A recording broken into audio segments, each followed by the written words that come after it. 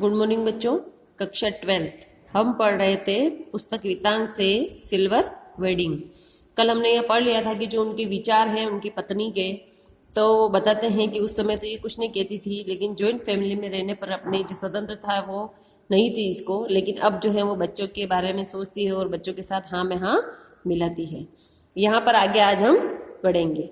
धर्म कर्म कुल परंपरा सबको ढोंग ढकोसला कहकर घर वाली आधुनिकता सा आचरण करती है, तो यशोधर बाबू सानियल बुढ़िया चटाई का लहंगा या बूढ़ी मुंह मुहा से लोग करे तमाशे कहकर विद्रोह को मजाक में उड़ा देना चाहते थे, अनदेखा कर देना चाहते थे, लेकिन ये स्वीकार करने को बाध्य भी हो जाते थे कि तमाशा स्वयं उनका बन रहा है, कि वो घर में उनको कोई लोग पसंद नहीं करते थे, वो पुरानी सोच से ही चलते थे। इसलिए तो वो कह रहे वो ऐसा कहते तो थे, लेकिन फिर भी उनको पता था कि इसमें मजाक मेरा ही उड़ रहा है।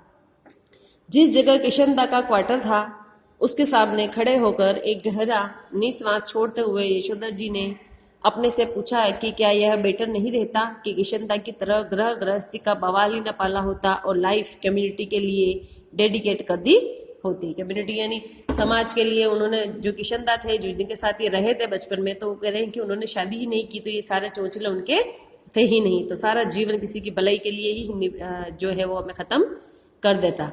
फिर उनका ध्यान इस ओर गया कि बाल जती किशनदा का बुढ़ापा सुखी नहीं रहा। फिर समझ में आया कि नहीं, किशनदा जवानी में तो ठीक था, उन्होंने बहुत भलाई की, लेकिन बुढ़ापे में जो था उनका सही नहीं रहा, क्योंकि उन्हें देखभाल करने वाला कोई नहीं था। उनके तमाम साथियों ने होज खास कैलाश कहीं न कहीं जमीन ली, मकान बनवाया, लेकिन उसने कभी इस ओर ध्यान नहीं दिया। रिटायर होने के 6 महीने बाद जब उसे क्वार्टर खाली करना पड़ा तब हद हो गई। उसके द्वारा अपकृत इतने सारे लोगों में से एक भी उसे अपने यहाँ रखने को पेशकश नहीं की, जिनको वो पाला करते थे, नौकरी के लिए आते थे तो वो अपने पास रखते थे, उनकी मदद करते थे। तो कह रहे हैं कि जब बुढ़ापे में क्वार्टर नौकरी, सरकारी नौकरी थी, तो नौकरी होने के बाद जब उन्हें क्वार्टर खाली करा दिया गया तो उनके पास रहने की कोई जगह नहीं थी। स्वयं यशोधर बाबू उसके सामने ऐसा कोई प्रस्ताव नहीं रख पाए, क्योंकि उस समय तक उनकी शादी हो चुकी थी और उनके 2 कमरों के क्वार्टर में 3 परिवार रहा करते थे। तो इन्होंने बताया कि इनका भी घर जो छोटा था और उसमें इनमें शादी बच्चे सब हो गए थे, तो इन्होंने भी ये प्रस्ताव नहीं रख पाए कि आप मेरे घर चलो। किशनदा कुछ साल राजेंद्र नगर में किराए का क्वार्टर लेकर रहा और फिर अपने गांव लौट गया, जहां साल भर बाद उसकी मृत्यु हो गई। बस रिटायर होने के बाद मुरझाता सूखता ही चला गया। जब उसके एक बिरादर से मृत्यु का कारण पूछा तब यशोधर बाबू को यही जवाब दिया, जो हुआ होगा, यानी पता नहीं क्या हुआ।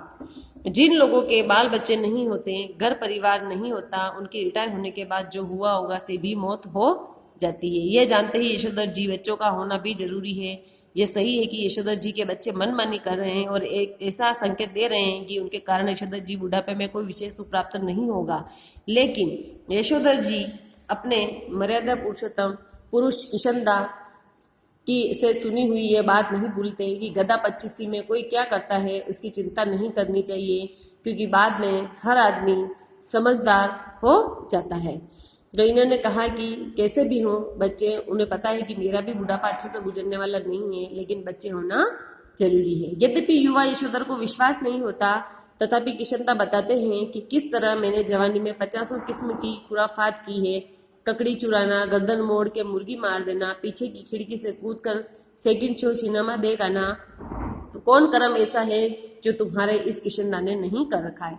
जिम्मेदार सर पर पड़ेगी तब सब अपने ही अपना आप ठीक हो जाएगा। यह भी किशनदा से विरासत में मिला हुआ था।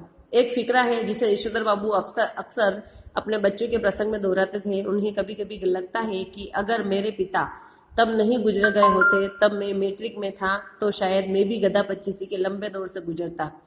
जिम्मेदार सर पर जल्दी पड़ गई तो जल्दी ही जिम्मेदार आदमी भी बन गया। तब तक बाप है तब तक मौज कर लो, यानी जब तक पिता होता है तब तक बच्चों के मौज होते हैं, क्योंकि उनके ऊपर कोई जिम्मेदारी नहीं होती, सारी जिम्मेदारी जो है वो पिता संभाल लेते हैं। यह बात यशोधर जी कभी कभी तंजिया कहते थे, तंजिया ने व्यंग्यात्मक ताने मारते हुए, लेकिन कहते हुए उनके चेहरे पर जो मुस्कान खेल जाती है वह बच्चों पर यह प्रकट करती है कि बाप को उनका सनात होना, गैर जिम्मेदार होना कुल मिलाकर अच्छा लगता है।